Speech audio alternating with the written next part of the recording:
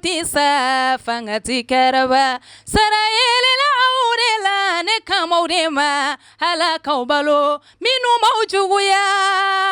kuka juguya aw danse Lumière TV ka walasa ka kunafoni ma kunafoni ne akona bifa ka sora amafen bla ada kunafoni soro togo nyuman kama bi amina anga ko in bele jali damina no yanga nafo anga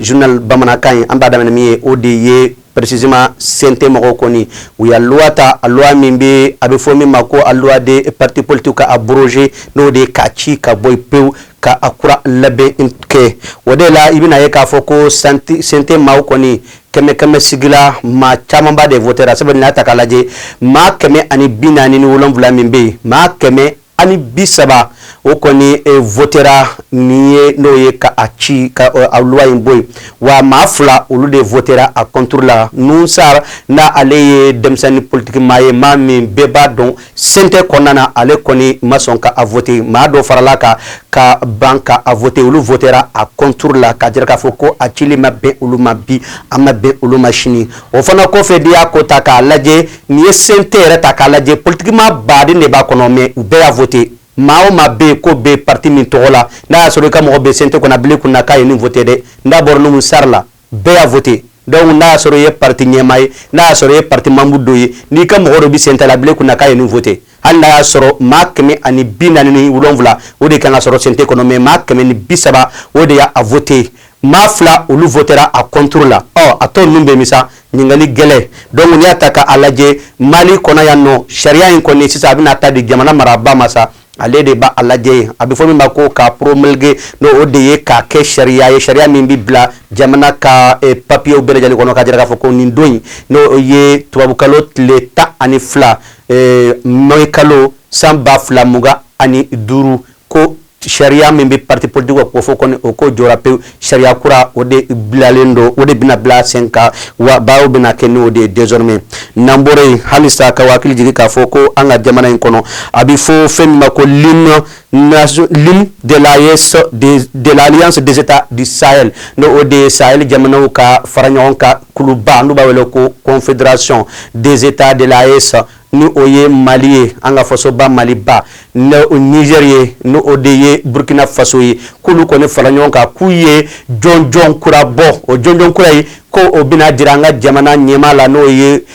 général de corps d'armée Assimi Goïta nda ale koni confédération président galé aka san koni ma banfolo parce que sans président kura bisigi donc on y ataka laje expert no ye ko dona bawye ulu bora jamana saba imbela kanu sigi Bamako ka a baraw ke ka faranyon ka wa koni binata adira jamana nyema la wa mamunu ye barake précisément baramunu ye abi fomi mako le drapeau de l'AES o ma nogona kelon de bara infana ke no odeye ka jamana ko donaw ku fara nyonka ku gata barake munumbe im national don précisément imi bina ke chogodi abina dongli bina da chogodi jonda ya hôtelier nala sonama abina don parce que jamana nyema akoni sigilembe ku kono sisa obita adira ala no ofana ye ayisi nyema nambora ola ambi boli bribi kata précisément halisisa anga jamana inkono kuna foni dilaw ka yoro min bi le ko maison de la presse ale koni ye kuna foni dioro ni ale jama kulu baden soro sibiri temene jama kulu na kunti fly ko kelempe redo unana kana foko fond de solidarité de la presse ko okoni obla la 5 ans femme bi ke sababu ye ka kuna foni dilaw obise ka lafiya chogomina geleyaw lu toro munumbuka a soroko ko bina nyebina sora ala chogomina ni ataka laje to sebe ulu koni yake keme fla wa bere dara cotisation comme keme fla kalola nda yijasa ibise ka sanfla 100 ans duru ibise ko sara mais akoni nyinendo befe ko mama be to sebe na kalo ika keme fla di ndia taka laje anga jamana ko halisa fond de solidarité imami ba nyemala sa wode wele ko Bassirou Touré ndale asebu président koroy ndia taka laje Bassirou Touré na jongo mun yani baranke wiya mado taka ku ka denfa yendo ode to ko Issa Arsine Cissé nda aleye ma munu be nduba wele ko lada tugu ani karamogo ndubi bo chamanche fo atabla koron falala ulu ka nyema de ali o fana ko fe ma chama kumbi kenenka wa ni fond de solidarité mina ke sababu min ba to ma ba fe ka deme ke nin ko ne bi se ka ke ndi aw kara jekuli ndaw kera ma kelwe wa kuna fundila kelengelen be bi se ka ta ato se be nin ko ina I tola ani I ka demba ya tola o fana ko fe alisa anga jamana in kono ambi to Mali faso ba Mali bala mbita sika so ko fe nondo ye anga jamana region sabana ye ndi ata kala je abi fo fe mi ma ko na fo 13e édition de la bourse de sciences ibina ye ka fo ko okoni o sigira précisément sika so ko fe no ni wuli ga joni ni bara in koni be ka ke hukumi kono wo de ye ka jetemina ni bara ko laje précisément abi fo fe ma ko l'insécurité alimentaire no ye Congo ka kele ka bo ina fo nga jamana in kono ni wuli ga joni ni bara in koni be ka ke wala ni ya shentani sabana di abeka sika so ko fe tuabu kalo mi nambo okono ndo oye précisément me kalo ye abara daminana le 9 wa abi atora senna fo kuna shini le 10 donc le fla ode kerani bara in konana ndiya taka laje hakilnaw ni baraw be sigira sen kami me sekato ni bara in abise ka adama dew nafa Congo koni ka kele ka bo Mali kono wode ni wuliga joy ni siga so fo ye dun ka fa jamana fo ye dun ka fa region fo ni siga so fo ye yoro mi bise ka deme ni deme ke dumni ko la kanye si bele jelima wode kama ye ni hakilna koni soro ka ni ko sigi senka wani ka galaje ni wuliga joy ni bara no be ke sawo sami bise ka to mo ka famu geleya ni toro mun ba dama de ka balo ko la anga jamana en konana ali sisa ambito anga faso ba Mali ba kono amba jiralo ka fo ko ataku do koni anga jamana nun kono do ya isi jamana wi wa akoni chaira ko sebe ko donaw do be ani mawdo be ma munum president do bi transo mo no fe no bu ka hakina ina fo batoku wala u ko ni ajira ka fo ko ni atakin nun ko kun kelempe de bala wode ye ka adama deun jat papa ku lasira ayesi jamana kono ka jira bela ko ayesi jamana nyama ku tise orke udumbi se wa obeka bara minke ko bara nyumando ni ata kala jeni ya page Facebook ta ko la je munumbe ku bi transon de me kosebe uluka ngania nuka hakina obe tega ka dinyo ma membe se kato ni ma jugu nuku kele kabo anga jamana nun kono ne oye ayesi jamana wi wa o ka mirina ode ko bega faranyon ka wa ke klukele ni ata kala je anga jamana sabayi armée ulu koni kele ku tega dinyo ma ka majugu bunte shu anitle membe se kato obese ka to jamana do be se ka lafia usigida anu sigorola anuka jamana dombe seka lafia chogomina nambore yamina groupe lumière konnana nala sonama anga anniversaire o koni beka turunga gere lancement bele bina ke le 31 mai sibiri mi ye tubabu kalo tle bisaba ani kele ambi kalo no me kalo abina ke maison la presse kono adon mayo bina boka dira Maula mamuni balontana wi inafo comédien artiste musicien fo kata afara journaliste presse écriture ani journaliste audio visuel mo munumba afo ani munumba ajabo inafo télé ni radio la niata ka laje hakina mbini kono groupe lumière ta kono nyina wode kuna foni dio bi baraka chogodi ka balo ka barla ka soro o matu tiga jama wore parce que wode gele ya klembe ka kuna foni law segen ko be Mali kono donc inala sona ma balantan fana bina damne le 7 juin nala sona ma balantan ko fe kadam le 7 juin kata ban le 12 ou berje le ko fe 12 juillet précisément au berje le ko fe chou bele kundalendo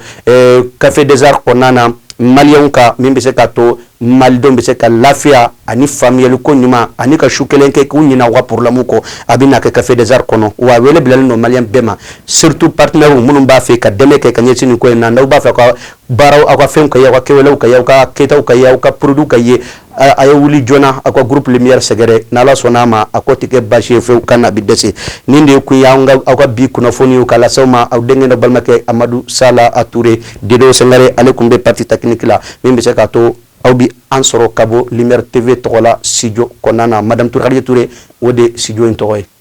voilà ambalma la gele ba o bismillah nimene qui doit dire vraiment et journal de au fond ma go groupe lumière ko sebe il y a le titre la 125e édition ou be no 100 mois de juillet là buka anniversaire ke mina mois de juillet là ou quel no ka événement chama activité chama ba de la be choroba comme ça nous beta choroba beta et puis vous connaissez choroba fin tala ou ta choroba nyana fin di otigima o be mata yoro de match de beke volontaire fargulu nyana nje mina min fi ye journaliste presse écrit olu ni o tɛ sɛbɛnnikɛlaw ye journaliste ni sɛbɛnnikɛ très bien olu ni comédiens de bɛna balontan kɛ a don ne yɛrɛ bɛ demi bi don ma deli ka demi bi ya ka coup franc da k'a ci a bɛ taa balle minɛ pap ballon bɛ tilan fila ye kelen bɛ taa jɔkɔrɔ kelen bɛ taa kɛnɛma olu bɛ se ka refusé ka di dɛ n ka cɛ o 0,50 de bi ye d'accord n ka cɛ o tɛmɛnen kɔ journaliste minnu fana ka baara ye caméra audiovisuel yɛrɛ kɔnɔna quoi donc olu fana ni jɔn ninnu tɔgɔ yɛrɛ bɔra ŋɔnɔ olu ni lumière tɛ sa ala olu ni musiciens fɔlikɛlaw o tɛ dɔnkilidala fo dɔnkilidala artiste dɔrɔn ni fɔlikɛla ni a bɛ fɔ ten de ko artiste a b'a fɔ dɔnkilidala ye an bɛ artiste de sa olu ni musiciens de bɛna balontan kɛ i y'a faamuya match 5 de bɛ yen a caman de bɛ yen nɔ o kɔfɛ mais les 12 sufɛ ka dugujɛ les 13 la palais la capitaine Zar kɔnɔna la concert géant de bɛ taa kɛ yen ne bɛ taa yen e bɛ taa dɔɔnin kɛ yan e b'a ko concert le 12 heures ne bɛ taa yen e bɛ taa mun kɛ comme t'as dit la mutuelle là o jumɛn cɛkɔrɔba i sigi yan sa tu es pressé avant les pressés même sigi yan i sigi yan le but kɛra yan i bɛ taa n'o taara kɛ kuntigɛ ye i kun bɛ taa da fɛ ye concert dɔ de bɛ yen n ka cɛ n'i bɛ taa jija i n'i musokɔrɔba n'i muso ɲini ka taa ɲɔgɔn fɛ i jala kana taa dɛ c'est ça ton problème ne de ko n bɛ taa awɔ mais e bɛ ne ka choix kɛ cogo jumɛn na o i n'i ka denbaya bɛɛ ka taa san kɔnɔ siɲɛ kelen i n'i ka denbaya ka bɔ ka taa ninnu na o de ka ɲi e bɛ san bɛɛ k'i ka denbaya bɛ kɔnɔ nisɔngoya o ma ɲi sa bɔ n'o ye dɔrɔn fiɲɛ k'u fifa wa ne don an bɛ min fɔ bamakɔkaw ye bɛɛ ni i muso n'i ka denbaya ka taa bɔ ka taa kɛnɛ café des arts la café des arts la 12 juillet le 13 la an bɛ taa bila dana ne yɛrɛ bɛ taa mɔgɔw la yɛlɛ mais watani bɔliniw fɛ n'u yɛlɛla kosɛbɛ ni ɲɛji wɔrɔ u b'a dɔɔnin kɛ bɔlini kɔnɔ ji naga di palais kɔnɔ quoi d'accord voilà problème t'a la donc sisan ne b'a préparation daminɛ il y a pas de problème de vie ne bɛ taa alors i bɛ cogo min na walasa i ka fangaba sɔrɔ voilà fanga kɔni bɛ ne na kan bɛn tilema tɔgɔma balimakɛw n balimamuso électronique de jɔyɔrɔ bɛ aw la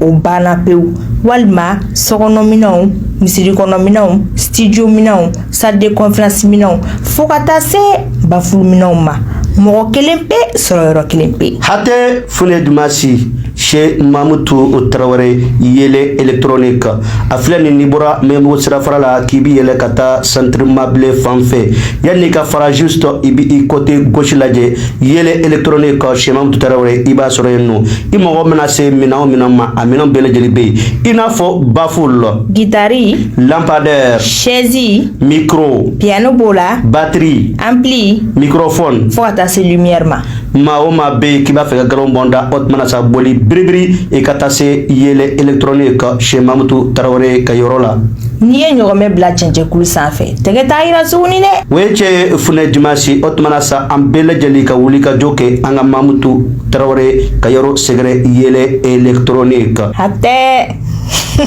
aw ma ye Lumière TV ma ko ti sa fanga ti kɛrɛba sara yelela aw de la ne kamaw de ma ala k'aw balo minnu m'aw juguya